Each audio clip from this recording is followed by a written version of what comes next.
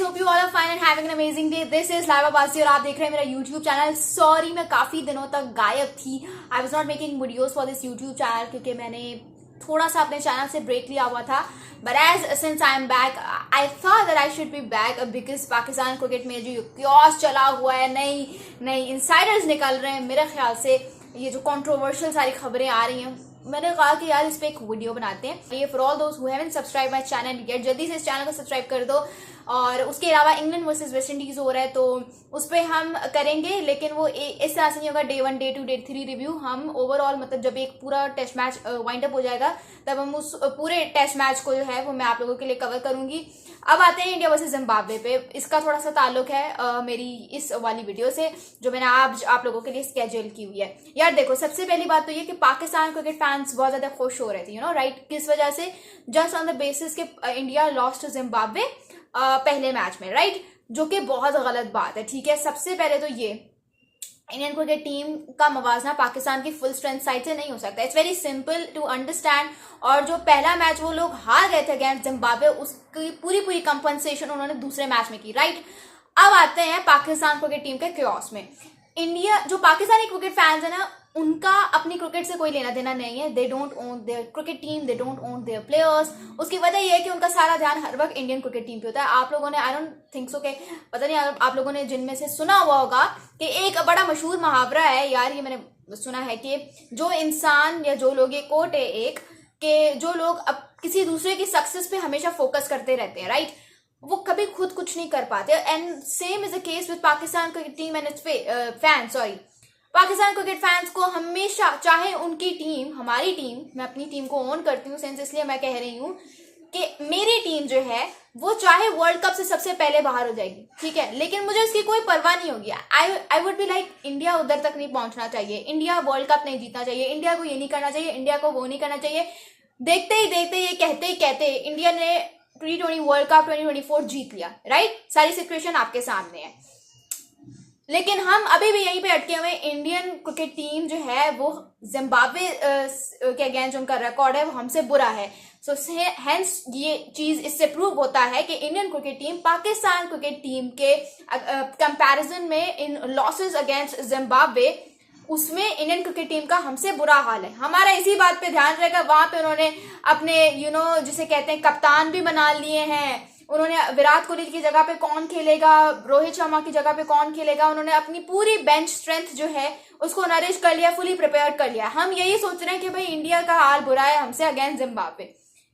जब तक आप किसी और टीम पे फोकस करते रहोगे तब तक आपके बोर्ड में, आपके प्लेयर्स के दरमियान इसी तरह का क्योस, इसी तरह की कायोटिक लाइफ चलती रहेगी जो अभी आपको नजर आ रही है. अभी आज क्या आपको पता चल रहा है कि भाई शाहीन शाह अफरीदी जो है वो T20 वर्ल्ड कप में उन्होंने का मिसबिहेवियर था and he was not obedient to other players या कोचेस. और ये बात जो है ये कोचेस ने इंक्लूडिंग अजहर महमूद और गैरी क्रिस्टन, उन्होंने ये बात शेयर की वहाब रियाज और बाकी लोगों से, लेकिन उन्होंने इस चीज पे कोई एक्शन नहीं लिया, जिसकी वजह से जो है वो वहाब रियाज को आपने देखा आज उनको सिलेक्शन कमेटी से सैक कर लिया गया, उनको नहीं रखा जा रहा अब.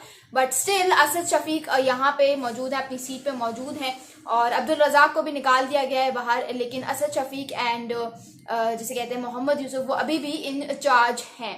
अब मैं बताती हूँ एक बात यार, फॉर ऑल दोज पीपल, सबसे पहले तो समझने की कोशिश करो.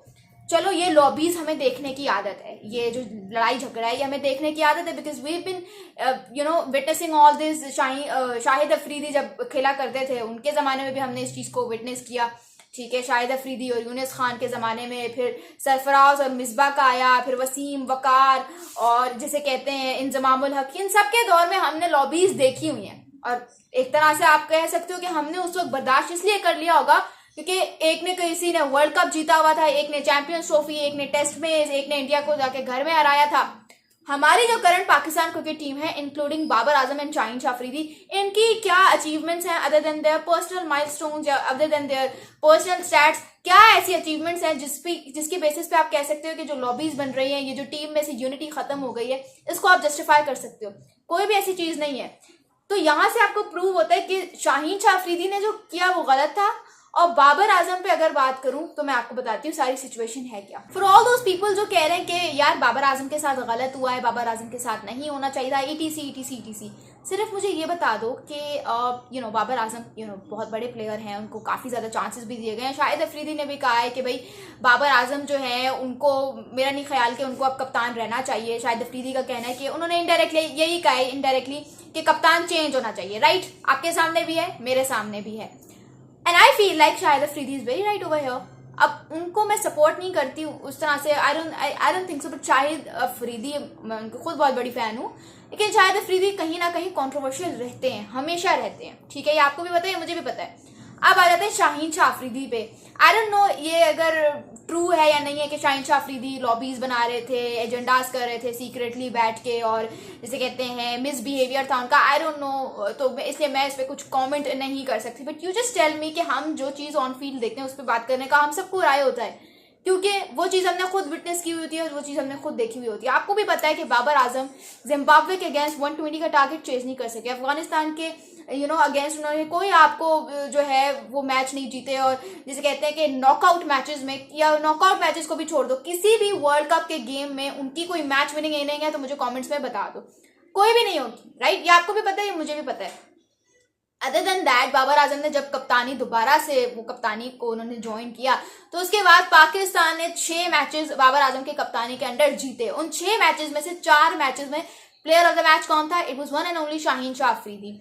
एक मैच में player of the match Rizwan थे और दूसरे में किंग आमिर, ठीक है, मोहम्मद आमिर थे। अब आप मुझे सिर्फ इतना सा बताओ यार कि यहाँ पे ना ही आप शाहीन शाह अफरीदी की हरकतों को जस्टिफाई कर सकते हो और ना ही आप बाबर आजम को जस्टिफाई कर सकते हो।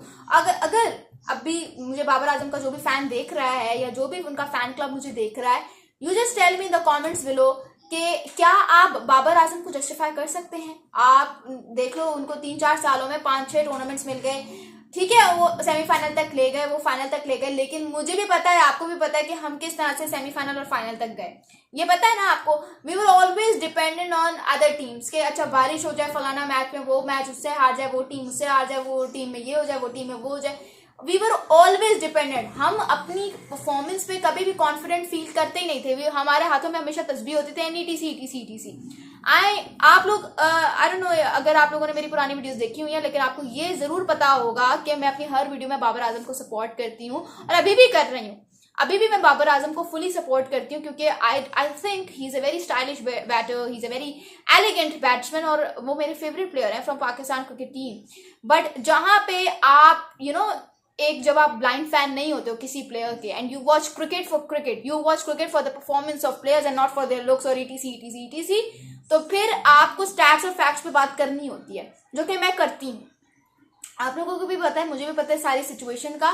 सो do tell me in the comments below that what do you think about this entire situation. लेकिन according to me, I really feel like कि किसी भी प्लेयर को इस क्रिकेट टीम में जस्टिफाई नहीं कर सकता, नॉट इवन मोहम्मद रिजवान, उनको भी जस्टिफाई नहीं कर सकते आप, क्योंकि ये team I don't think so that they kind of deserve this. आपको क्या लगता है? कमेंट्स में जरूर बताना। मजीद इस वीडियोस के लिए सब्सक्राइब दिस यूट्यूब चैनल।